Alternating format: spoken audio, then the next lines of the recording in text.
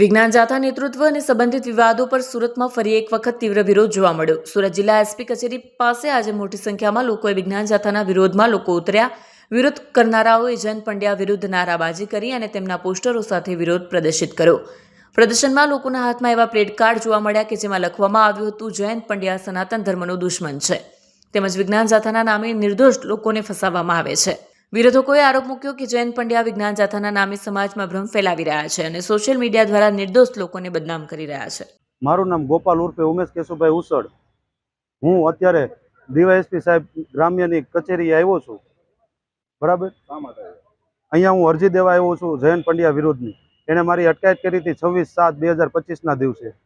કોઈ સાબિતી વગર, કોઈ પુરા વગર, કોઈ જાણ વગર મારી અટકાયત કરી હતી અને મારી ઉપર આરોપ મૂક્યા છે કે ભાઈ તમે ગામ લોકો પાસેથી 2000થી લઈને 50,000 સુધીના પૈસા પડાવો છો, સ્મશાનમાં જઈને વિધિ કરો છો અને તમે મેલી વિદ્યા કરો છો।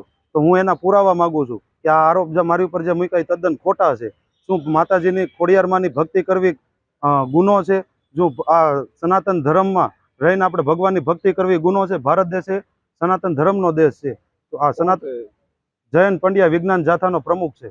હું પૂનમ રજલાલ જસાણી। હું મારા સાસરિયાના ત્રાસથી અને મારા માવતરે સપોર્ટ ના આપ્યો એટલે હું ઘર છોડીને આવતી રહી છું અને ઘર છોડ્યું ત્યારે મેં કીધું હતું કે હું કોઈ સંસ્થામાં રહું છું। સંસ્થાનું બાનું એટલે આપ્યું હતું કે મને પાછળથી કોઈ હેરાન ના કરે, મને અને મારી બંને દીકરીઓને।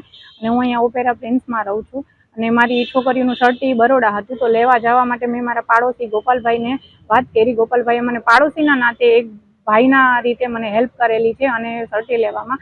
અને મારા સાસરિયા પક્ષના ગોપાલભાઈ ઉપર જે આરોપ નાખે છે એ ખોટા છે। એને હું રહેવા આવી ત્યાર પછીથી ગોપાલભાઈને ઓળખું છું, એની પહેલા ગોપાલભાઈ મને ઓળખતા ન હતા।